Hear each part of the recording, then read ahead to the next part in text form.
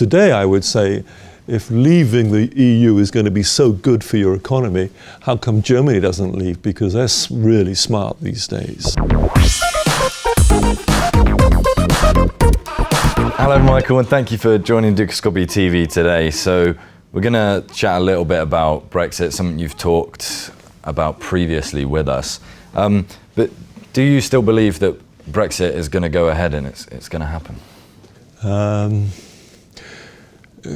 A good question. I'm certainly against Brexit. I'll say that right from the beginning. I thought it was absolutely madness to have a referendum on something so important as Britain leaving the European community. I thought it was absolutely crazy. And I think it's going to create a lot of damage to the British economy, and I think even worse than what the Germans tried to do in the First and Second World War.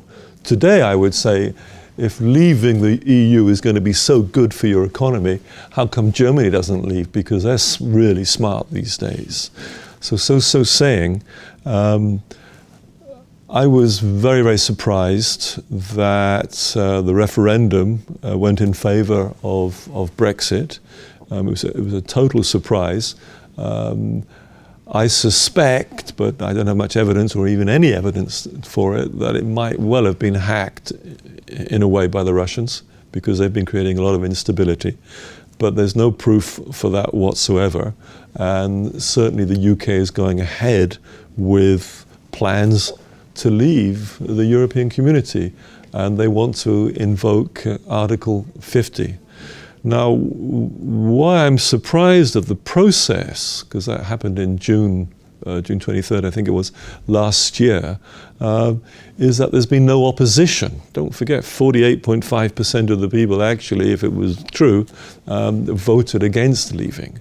So it was on a knife edge. And not only that, they were lied to by people like Boris Johnson, who I think, as far as I'm concerned, him and David Cameron should be put in the Tower of London for treason.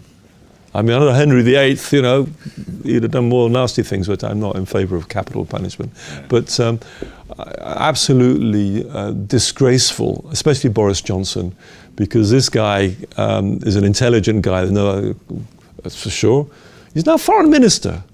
He did it because he's smart enough to think of going either for Brexit or against it, and he decided he'd go against it, so he would get nominated as Prime Minister, and he nearly was.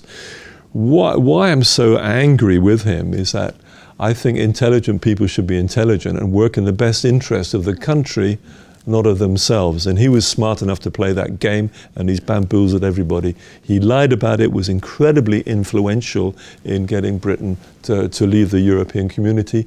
People say also Nigel Farage, but frankly, these racists, they're not worth an inch. I mean, these people never get very far. And they've only got one issue, which is to get rid of people. Everybody looks different. Come on, so is he going to get rid of everybody who looks different from him? They're ridiculous. And I would say the same thing about Marine Le Pen, by the way, and I really hope that doesn't go very far. We can't have extreme right-wingers who are against people running our countries. Be against anything else, but against people and where they look, come on. That is awful. And in fact, Brexit was actually more about immigration than almost any other single issue. And that was stupid, because Britain's part of the Commonwealth, as well as the European Union. So people from the Commonwealth will continue to come to Britain, and we should accept them, because they're coming from places like Syria, from Africa and so on, and they're coming from extreme poverty, or from wars and so on. And we've always been a liberal country and a welcoming country. And it's been great for the country to have such a diverse set of people. I was in London last week, and the diversification in London is fantastic. People are just wonderful. Of course, some nasty people will come in, but there's some nasty people already in the country. I remember 1980 in Turin, I went with my son to watch England play Italy. And just before the match, there were 4 or 5 English fans, what we used to call hooligans. Big, fat, ugly guys, drunk, throwing beer in the windows of cars of Italian. I felt ashamed to be English. In fact, when we went into the game, my son and I, we both spoke French with each other to pretend to be French because we didn't want to be associated with them. Yes, those are the people we don't want in our country, but they're already there. So what we're talking about? We're talking about immigration, and we're against it. Britain's an island, it can control it. So I'm really disappointed in the discussion and the discourse that's happened about Brexit. I'm quite angry that already Theresa May is starting to invoke Article 50. I'm pretty angry that the Labour Party, and I used to be Labour Party member, and in fact I left 3 weeks ago when Corbyn invoked what they call a triple line whip, which is to force your MPs to vote along the party line, which was for starting Article 50, which will lead to Britain leaving Brexit. So if Brexit doesn't happen and Article 50 isn't fully evoked, what's the alternative? What do you think is going to happen? It's now going to go through Parliament. The government still has not come up with exactly what the plan is. And I suspect that Labour and the Liberal Democrats will start chipping away at it. But as this process goes on, it's going to create uncertainty. Some issues are going to take decades to resolve. For example, the finance in the City of London. I mean, it's a powerhouse for the country. Bit by bit, they're going to start looking elsewhere. And in fact, the uncertainty which will rise as we start moving towards some form of leaving the European Union is going to create all sorts of issues. First of all, we find this already, that student enrollment in our universities in 2017 in Britain from the European Union is 7% down. Well, 7%, what does it mean? But that means something like 20 universities will have to close. We want to be the educational capital of the world. We're losing such people, highly educated people. It's going to be difficult for our people, young people, to go to Europe. Because what's going to happen, I suspect the EU will put up visa fees, make it very, very difficult for Britain to go to Europe. Because Europe as a whole wants to keep the 27 countries together. So they want to punish countries who want to leave, like Britain. I'm not sure how that's going to unfold, because that could cause also instability within Europe itself. And in the end, countries have got to work with each other. Britain needs the EU because of 600 million people in the market. If they don't have that market, who are they going to trade with? Iceland? New Zealand? I mean, come on.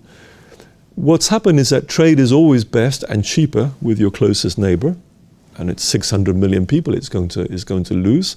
So what's going to happen if they leave is prices are going to go up, especially agricultural products, because Britain doesn't grow very much. So Britain's going to have to turn into an agricultural nation again.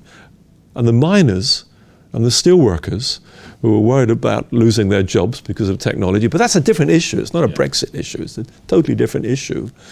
They're going to have to become farmers again. If they're going to pick their own damn potatoes, because there aren't going to be any Poles or Romanians there to help them. You mentioned a few there, but what are the sort of other alternatives if Brexit doesn't go ahead? And you've mentioned these different ties with Europe, but yeah, so what are the alternative things that could be done and could happen? If it doesn't go ahead, there's definitely an issue of immigration. So Britain can certainly negotiate on that as part of the European Union. And of course, other countries within Europe are worried about that. I mean, look what's happening in Italy on the border, what's happening in Austria and so on. So definitely there needs to be some negotiation there. Now, it sounds as though I'm a European fanatic. Well, I certainly like the freedom of movement, and I like my cousins and brothers in the European Union. I'm not a great fan of Brussels itself, not the town. The town's nice, but the EU itself. And I've been there many, many times in the Parliament. And I've worked as a company with the EU. It's damn difficult. So bureaucratic, because they're talking about accountability. And in fact, me as a company, I actually avoid working with them. That has to change. But we need Britain in to create those changes, not out, harping from the outside. They're too important and too useful for Europe as well to be outside. And then, of course, there's this whole issue of defense. At the moment, the EU has no unified defense force. I think that's got to come, especially as what we used to call the ugly bear is rattling sabers on the frontiers. Europe's got to do something about that. Can it do it as part of NATO? I don't know. But Europe has to now, I think, move towards its own defense force. Britain can't be outside that. It's got to be inside, working together. And I'm against wars. I'm not in favor of violence. I don't really like armies. However, one needs a certain minimum amount. And I think Britain today, we're talking about that they're the only one that spends 2% of their GDP on defense.